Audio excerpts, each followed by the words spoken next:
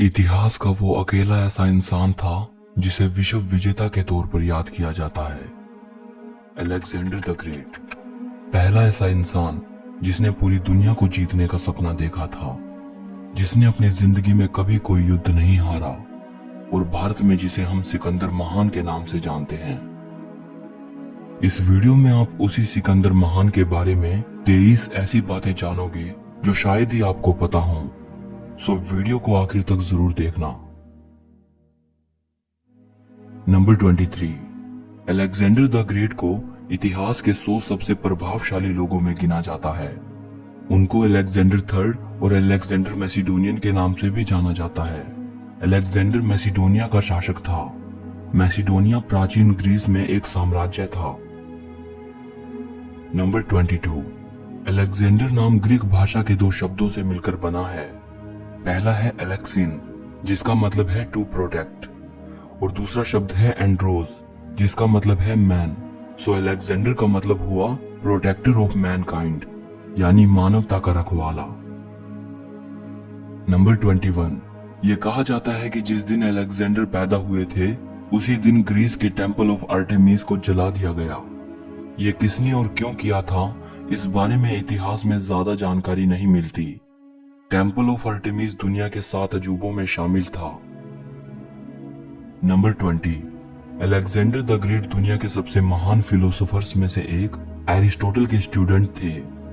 जब अलेक्जेंडर 13 साल के थे तो उनकी एजुकेशन के लिए उनके फादर फिलिप ने एरिस्टोटल को चुना था। एरिस्टोटल द्वारा दी गई शिक्षा के बदले फिलिप ने स्टैजरा शहर में एरिस्टोटल के होम टाउन को फिर से बनवाया, जिसे कई साल पहले फिलिप ने ही डिस्ट्रॉय कर दिया था।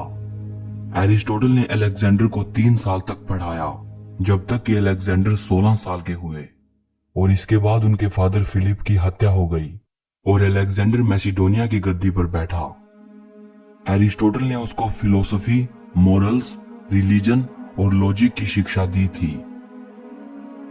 नंबर 19, अलेक्जेंडर को हेट्रोक्रोमिया इरिडियम था, जिसकी वजह से उसकी दोनों आंखों का कलर अलग अलग था।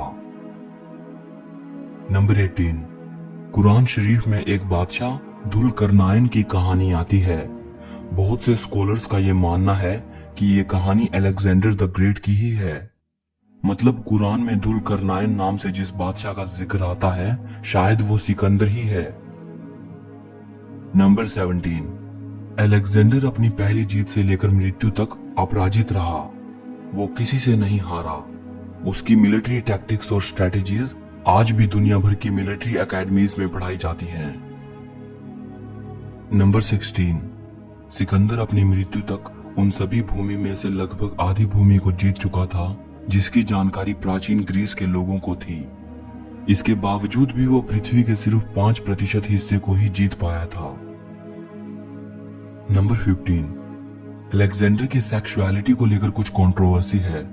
कुछ हिस्टोरियंस ने उन्हें बाइसेक्सुअल बताया था। रोमन एरा के ग्रीक राइटर एथेनियस ने इस बारे में लिखा था। नंबर 14, अलेक्जेंडर की 3 पत्नियां थी, रोक्सेना, बार्सिन और पेरिसेटिस। नंबर 13, अलेक्जेंडर अपनी फ्यूचर वाइफ रोक्सेना से जब पहली बार मिला था तो वो लव एट फर्स्ट साइट था। नंबर 12, ये कहा जाता है कि अलेक्जेंडर के 2 बेटे थे, हिराक्लीज और अलेक्जेंडर फोर्थ। कहा जाता है कि अलेक्जेंडर की मृत्यु के बाद दोनों की हत्या कर दी गई थी। नंबर 11, पर्शिया पर फतेह हासिल करने के बाद सिकंदर ने सोचा कि अगर वो पर्शियन लोगों की तरह ही दिखेगा तो उसे वहां बादशाहत कायम करने में आसानी रहेगी और वो वहां के लोगों से ज्यादा फेमिलियर हो पाएगा। उसने वहां के राजाओं के पहनावे को अपना लिया। उसने पर्शिया के लोगों को भी अपनी आर्मी में शामिल करना शुरू कर दिया और वहां रहते हुए उसने कई पर्शियन ट्रेडिशंस को अपना लिया।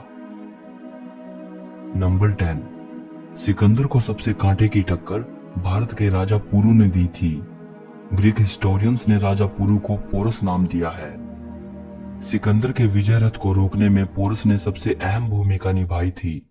उसने सिकंदर की सेना के मन में खौफ पैदा कर दिया था और उसे भारत से लौटने पर मजबूर कर दिया था। नंबर 9, सिकंदर के पास ब्यूसेफेलस नाम का घोड़ा था जिससे वो बेहद प्रेम करता था। जब सिकंदर पंजाब आया तो वहां उसके घोड़े की डेथ हो गई। सिकंदर ने पंजाब में झेलम नदी के किनारे 2 शहर बसाए थे। उनमें से एक शहर का नाम उसने अपने घोड़े के नाम पर ब्यूसे फैला रखा था। नंबर 8, दुनिया के किसी भी हिस्से को जीतने के बाद अलेक्जेंडर वहां अपने नाम से एक नया शहर बसाकर अपनी विक्ट्री को सेलिब्रेट करता था। दुनिया भर में लगभग 70 शहरों को उसने अपने नाम पर अलेक्जेंड्रिया नाम दिया था। नंबर 7, प्लूटार्क, जो कि एक ग्रीक हिस्टोरियन थे। वो अपनी book lifes of the noble Greeks and Romans में लिखते हैं कि अलेक्जेंडर के शरीर से बेहद सुखद महक निकलती थी। उनकी बॉडी से इतनी मनोहर खुशबू आती थी कि वो उनके कपड़ों को भी सुगंधित रखती थी।